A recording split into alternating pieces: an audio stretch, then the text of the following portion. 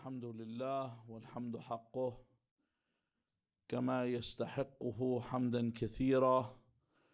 الحمد لله الذي هدانا لهذا وما كنا لنهتدي لولا أن هدانا الله. اللهم لعن أول ظالم ظلم حق محمد وآل محمد وآخر تابع له على ذلك. اللهم لعن العصابة التي جاهدت الحسين وشايعت وبايعت وتابعت على قتله، اللهم لعنهم جميعا. ثم الصلاة والسلام على خير خلق الله أجمعين محمد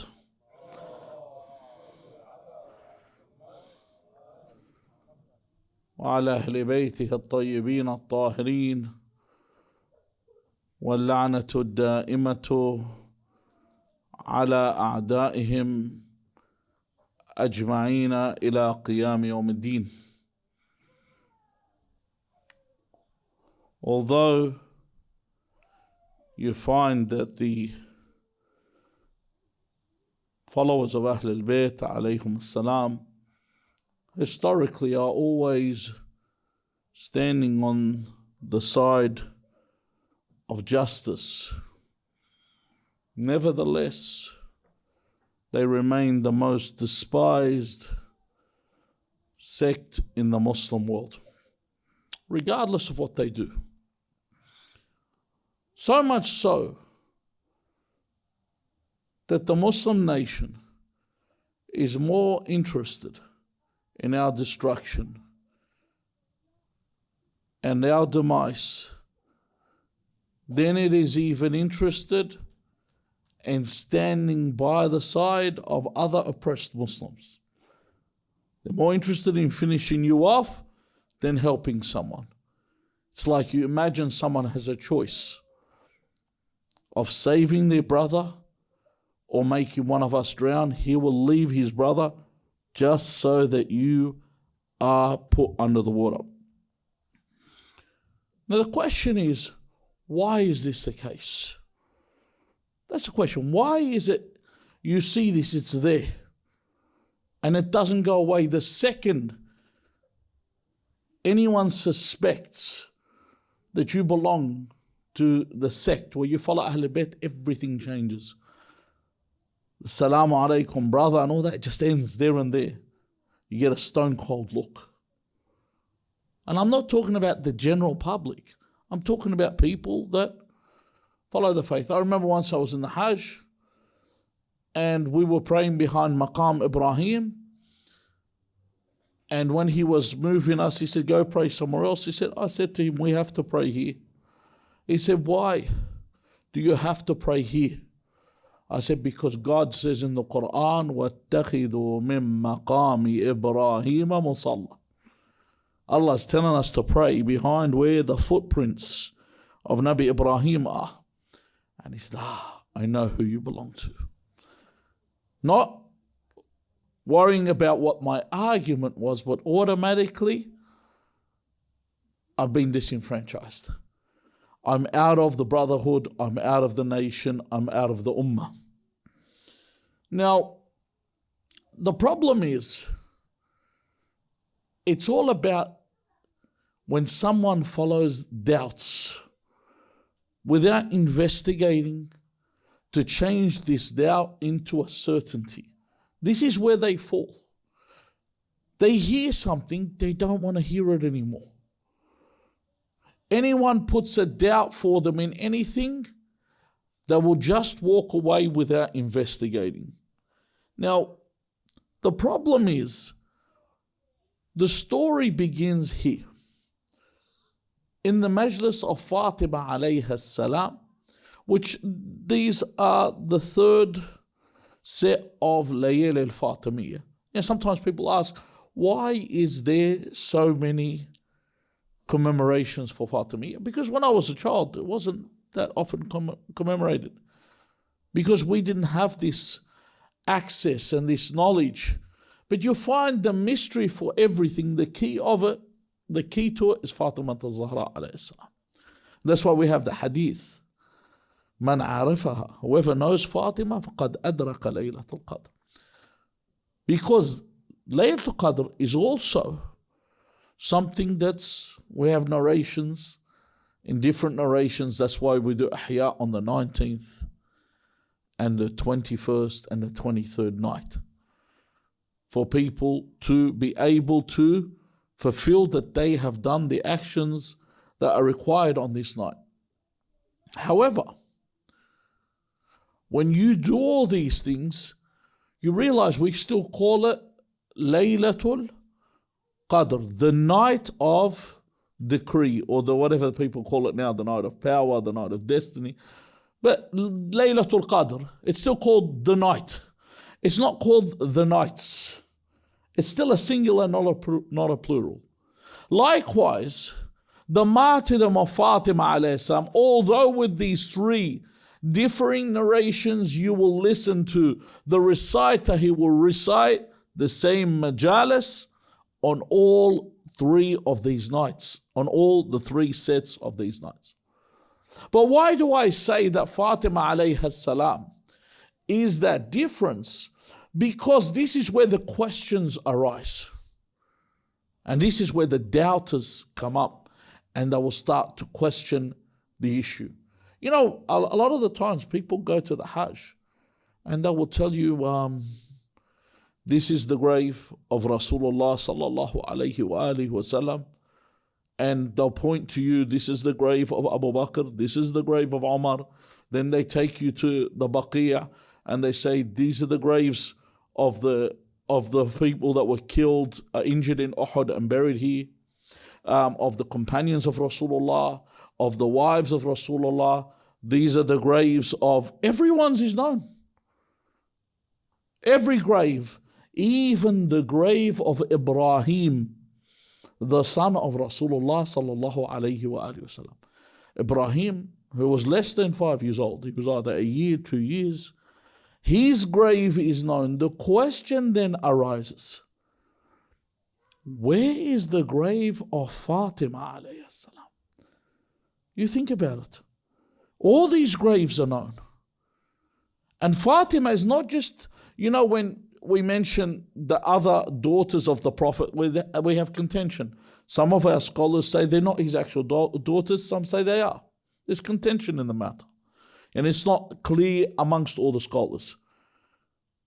However, Fatima is not in this case. Fatima, there's certainty not only of who she was and her position, but even to the point where Fatima, by unanimous hadith, in all sects that say Fatima, Sayyidatu, Nisa Ahlil Jannah. You think of that position, she's the lady of the women of paradise. So there's no woman, none of the wives of the Prophet, none of you could come up, you go up to a person from another sect, and who is Sayyidat Nisa Ahlil Jannah? Fatima al-Zahra alayhi salam. It's fact. So how is it the lady of the women of paradise, her grave is unknown up till today? See, this is where the questions start churning in people's heads. What would happen here? And I have to reflect. Now, one of the biggest problems we have, and this comes in people's society, we feel like we need to justify our religion to others. You know, for example, when people sit there and they talk about the, the multiverse, and they talk about the possibility of there being infinite amount of universes, and in some kind of chance that there might be a planet within one of these, or say, for example, out of every, say, billion of these universes, and each universe with all its galaxies and its stars, say 6 out of every billion, for example, I'm just throwing a number, there are Earths in each one of these universes. And they come up with this theory just to say that there is a chance for Earth to have existed. And that's ludicrous. It's ridiculous to even think that they entertain such a thought. And they place all these zany ideas into people's heads, and people consume them. They gobble them up. But when it comes to our religion, and when it comes to our beliefs, people look through the Quran and try and find something in the Quran that can be validated by science. Even though science is what? Science is it fixed? No. Science isn't fixed because it's a study of observation. You're observing things. It's observation. So you could observe something and you're not taking everything into account, and some other factor appears, and it changes the whole idea you had to start with. To begin with, things you weren't observing originally. Things that you couldn't see in the first place. You know, something my brother told me this morning. I was at his house, and he said that they, you know, how scientists, they always they see themselves above God. He said that they had built a biodome, and in this biodome they had planted trees, and as the trees began to grow, these plants that became trees, they were there for 8 years, he said, they fell.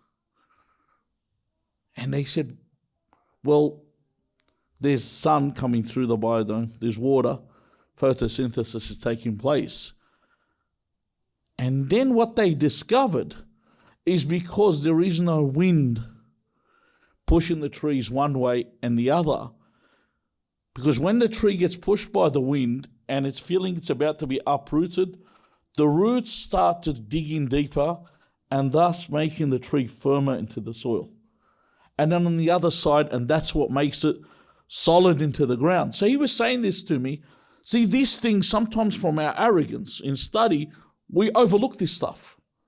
This stuff is totally ignored. So he mentioned this to me this morning, and this is something that is recurrent in science. They'll come up with an observation, but they miss something. Whereas the word of God is fixed. It's so fixed. Allah says, إِنَّهُ لَقَوْلٌ فَصْلٌ. What God is saying is fact. It's true. Yani it's pinpoint. وَمَا هُوَ بِالْهَزْلِ. This isn't a joke. So I don't need to validate my faith with their science. Number two, when it comes to our beliefs, and with regard to Fatimiya al-Zahra alayhi salam, people have this habit where they need to validate it in Bukhari or in Muslim or in other books that aren't our books. They tell you, is this what you're saying on the Mambar mentioned in these books? Has the attack of Fatimiya al-Zahra alayhi salam been mentioned in these books? That's the first thing they bring up. Firstly, you need to remember that Muhammad Ismail al-Bukhari, the one that compiled Sahih Bukhari, as they call it. They call it Sahih, just so you know. They've got Sihah as-Sitta. They have 6 books that they consider Sahih, which means these books are like the Quran. They are authentic. The narrations in them are authentic, although Bukhari is the top. Now, Bukhari mentions that this is what he mentions. He says, I have memorized 100,000 hadith. Do you know in both Sahih Muslim and Sahih Bukhari, do you know how many hadiths there are collectively? In both of them? Less than 10,000. So what happened to the other 90,000? Plus, because, they're not... What happened to that? You memorized the 100,000, where are the other 90,000? Plus.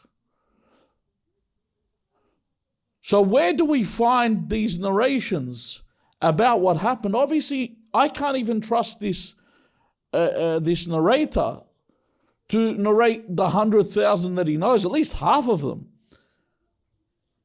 He totally, we could use the word decimate, because his 1/10 that he uses, he's removed the majority of these hadith, just to stick to that, then you have people from this sect that will use these books to validate what they believe.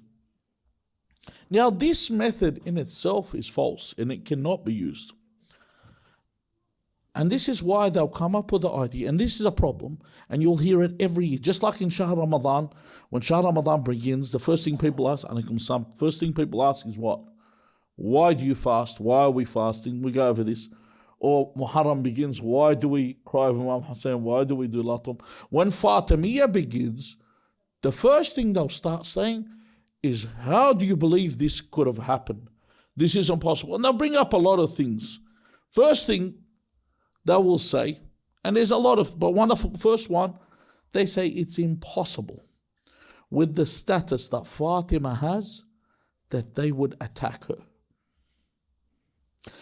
The second thing that they mention, and they always, is the answering the door.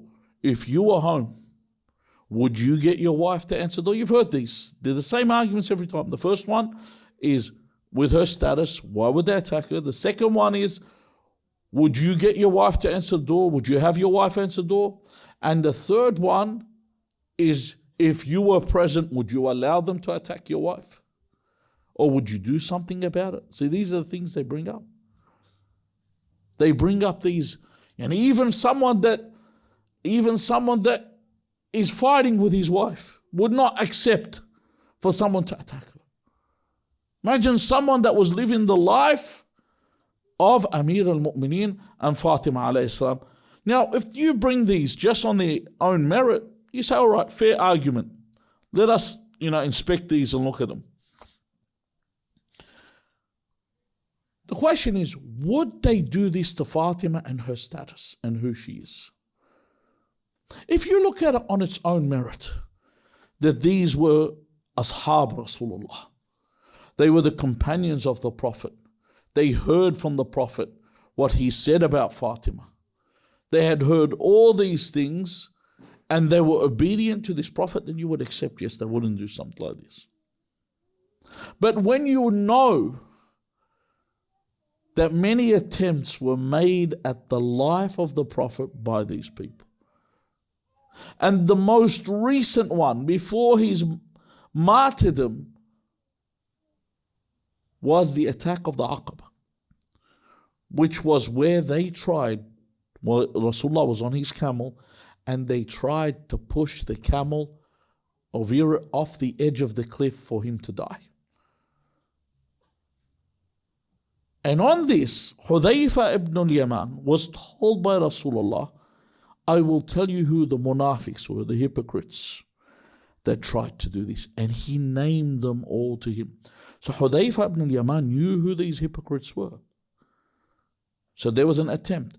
So it was so bad, this attempt on the Prophet's life, that this is a hadith that's mentioned by the other sects. Umar ibn al-Khattab said to Hudayfa, he said, oh Hudayfa, you know the name of the hypocrites? He said, yes. He said, am I one of them? Why would you have doubt in yourself? You don't need someone to tell you. You know, a believer knows he's a believer. An unbeliever, how do you know you're a believer? Because it's in your heart. You know, it's in your heart. It's not something, belief isn't something where, as the Chinese proverb, goes, the hypocrite never misses a prayer. It's the hypocrite's always in the right place at the right time. But the mu'min in his heart, he knows. He knows he's a mu'min. The unbeliever knows they're unbeliever. The hypocrite, in their heart, they don't believe. They just feign religiosity. They just come out publicly and they pretend that they act. They're always at the right place at the right time. They're at every place where there's religion calls. They know how to put the facade that they're religious. They have this. So when they put on this facade, these people, because internally they don't believe, they're called hypocrites. So why would Umar ibn al-Khattab ask Hudayfa ibn al-Yaman, am I one of the hypocrites? What's with the doubt? Why would someone who is a companion of the Prophet have such a doubt? And this is obviously a narration that's not in our sect. It's a narration with the other sect in this manner. Now, besides this,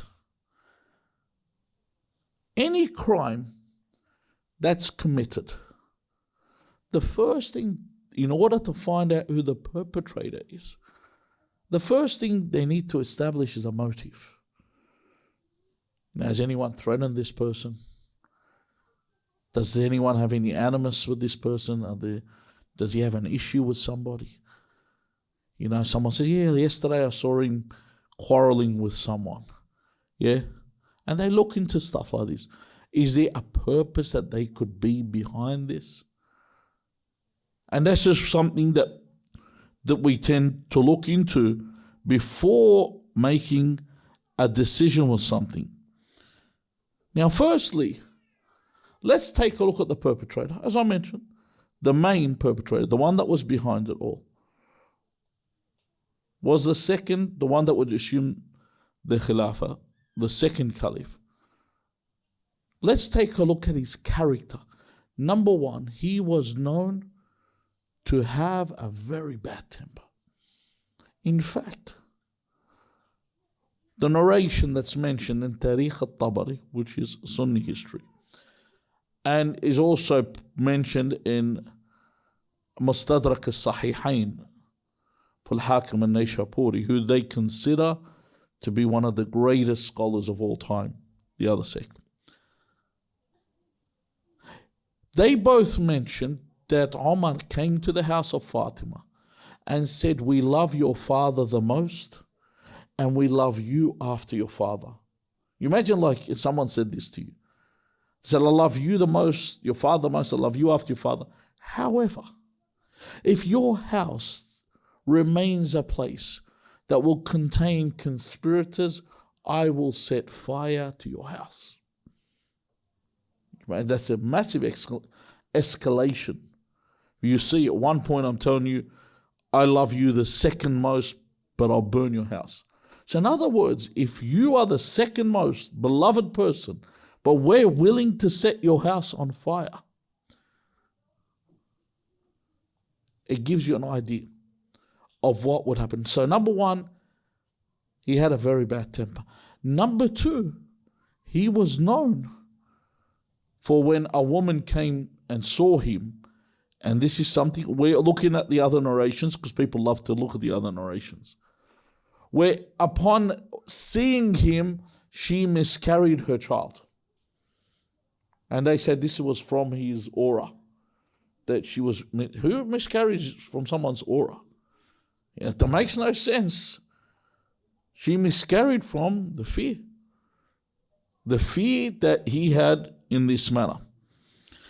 And then we look at how he used to deal with his enemies. For example, before they say he accepted Islam, when his sister and her husband accepted Islam, he trampled her husband and he kept on beating on them until he lost his breath.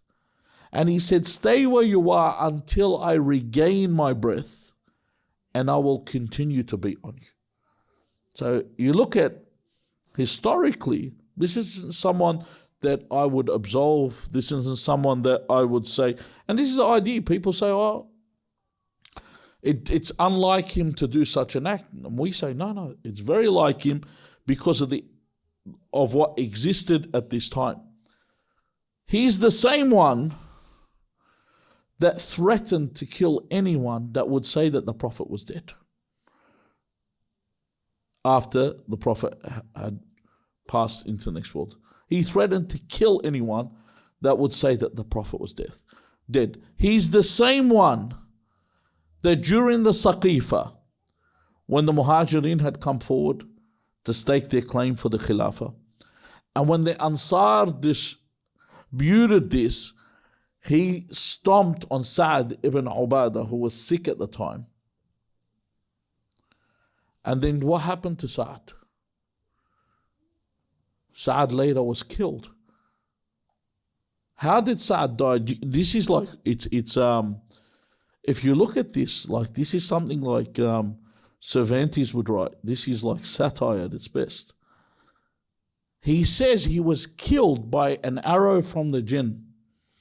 Like, I never knew that the jinn were from Rivendell. I didn't know that these guys could fire arrows in some cases. So he said that a jinn fired an arrow and killed Sa'd. Then later, in order to fix it, they said, oh no, it means that the jinn killed him with ayn. It was an arrow, meaning it was ayn. So they associated it somehow to remove it. However, this is what he would do to his opposition or anyone that he would fear that would take his position. So when I try and absolve such a person who has such a character, this is where I encounter the problem. Now, when you look at the other sect, this is the problem that they have. Because when they come to the reality of seeing where we stand and what the position is, in the case of Fatima alayha salam, it's where you have to choose. قَدْ تَبَيَّنَ الرُّشْدُ مِنَ الْغَيِّ. Guidance is clear from what? From deviation. You can't say they're all one big happy family and everything was working out. And you can see this today. You witness in the world today. The things that are happening in the world right now that everyone can see with their eyes. Apparently, I don't need to really spell it out. If you haven't been watching the news for the last 2 years, I don't know what planet you're on. If you can't see what's been happening in the last 2 years and where we have been put, even though we've put everything forward. But the hatred is because of this. Because I need to take a position when it comes to these things. Now, the other thing that is brought up frequently, we mentioned first that is that the Prophet is what? Someone that's revered, and his daughter is revered. So they wouldn't do such a thing. The second thing they bring up is that the daughter or the wife is unlikely, or no one sends his wife to answer the door, especially when a junta's at the door. When someone's done a coup and they've come to the door.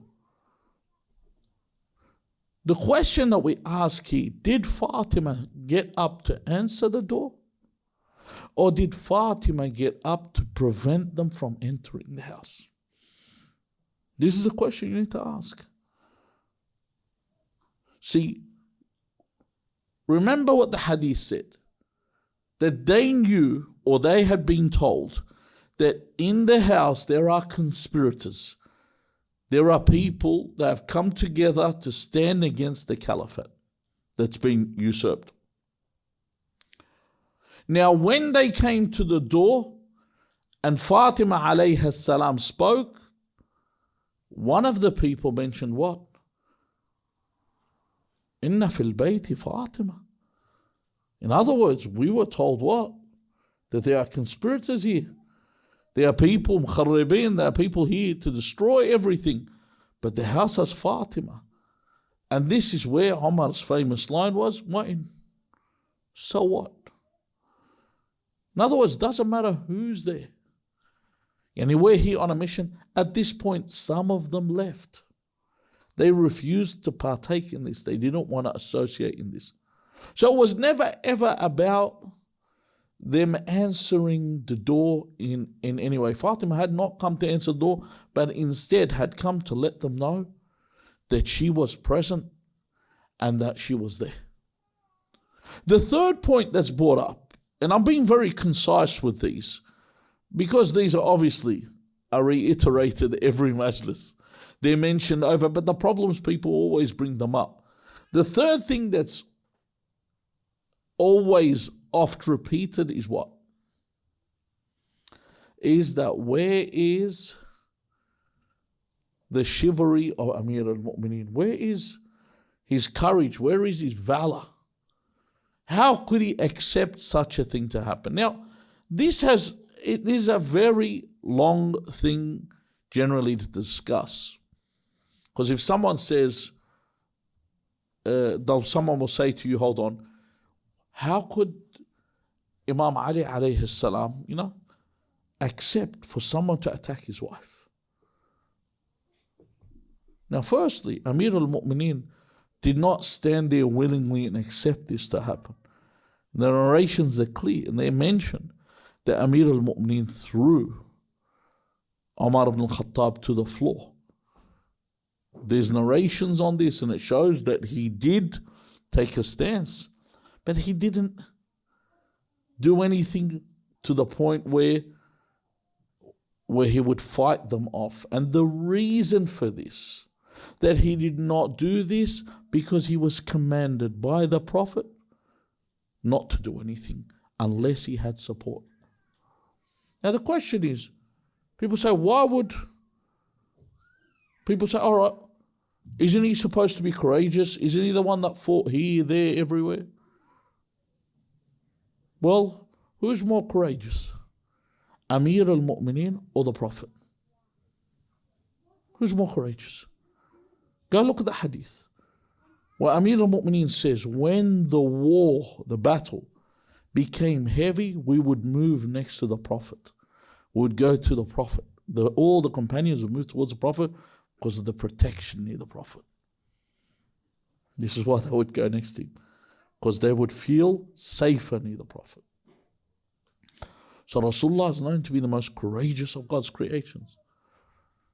So why did Rasulullah, and I want you to listen to this, place Ali ibn Abi Talib to sleep in his bed so he could flee from Mecca?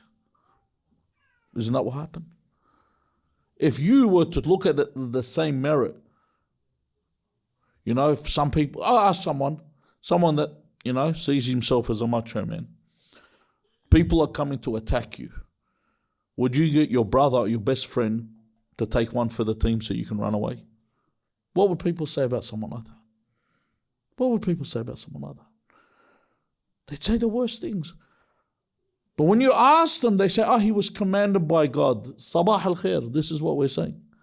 Amir al-Mu'mineen was commanded by God in this situation. Then they'll say, why was Amir al-Mu'mineen tied and taken to the Masjid of Nabawi Sharif? How can I accept that the Imam is tied? I said, Imam Ali ibn al-Hussein was chained by his neck, and he accepted that willingly. He accepted the trial. Imam Hussein alayhi salam took his women and his children to Karbala, knowing what? Did Imam Hussein go towards Karbala thinking that he's going to live? From the Prophet's time, before Imam Hussein alayhi salam was born, everyone knew what was going to happen to Imam Hussein in Karbala. So why do you take the women and the children? Is that something you think about? If you're going to go die, if you saw some mujahideen, they're going to go fight, and then they took their families with them, what would you think of? What the hell's going on? This makes no sense. What would you think of this? So why did Imam Hussein take the women and children? What did he say? Sha Allah an yarahinna sabaya. Allah wishes for this to happen. This is part of the whole thing. This is part of the scheme of God. We're not talking about regular people. We are talking about the propagators of the faith. We are talking about the ones that will establish and teach the faith. And these are the teachings, these are the people that Allah says, عِبَادٌ مُكْرَمُونَ لَا يَسْبِقُونَهُ بِالْقَوْلِ وَهُمْ بِأَمْرِهِ يَعْمَلُونَ. That these dignified servants of God do whatever they commanded. So to question their stances, just because the people tell you, I can't accept this. I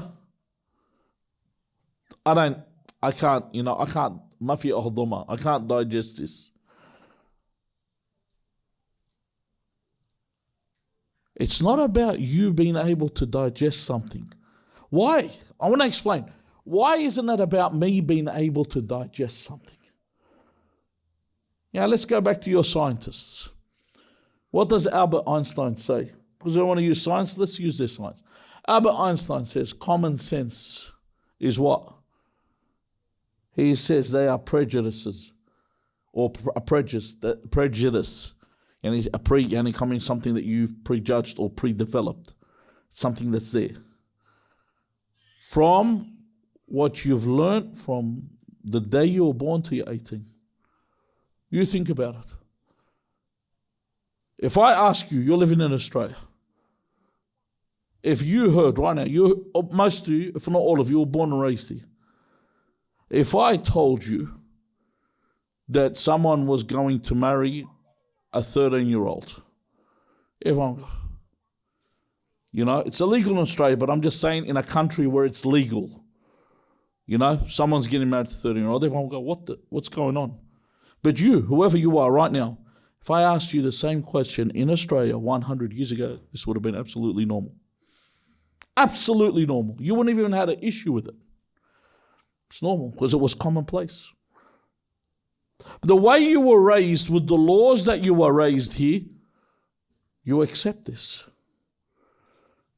That this is what is... So what I'm saying, what we find to be common sense and acceptable. I'll give you another thing that they have here. When they say love is love. You've heard when they say this, doesn't matter, you love someone, you marry them. Love is love. Okay. Why is love when it comes to the same gender getting married, but love isn't love when it comes to the Islamic law of polygyny for a man to marry two women? Why doesn't they count that as love? They go, we stop here. We can't accept that. But isn't love is love? Isn't that what you go by? So whatever the rules that they've established, whatever they placed, whichever country you live in, then is what is accepted, and that's the way we understand. So if I go with that and I use this, I'll give you another way of looking at it. Imagine I asked an architect to perform heart surgery. How would he do it? He'd use the equipment and the tools that he understands from architecture. Because he's not going to understand, would you know how to, honestly, if any of you, unless you're a cardiologist here, if anyone here was told to perform, what would you start off? What would you do first?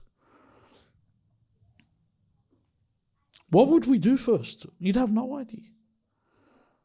When it comes to religion and understanding what God has made, we can only understand it by the way God says it's so. So when God says that this is how it's going to be, because we sometimes sell them for these things, you know that. When we pick up the Quran, when someone says to you, when you tell them the hadith about Imam al-Rida alayhi salam, where he points to there was a cushion with a lion on it, and the Imam points to the cushion and the lion comes to life. An inanimate object becomes a living lion. People say, when did where did you come up with this? Then you say, well, there's a book that you read all the time that was read today. Talks about a guy that was having a conversation with ants. You accept that. And he had a conversation with a bird that he was going to beat up. You accept that.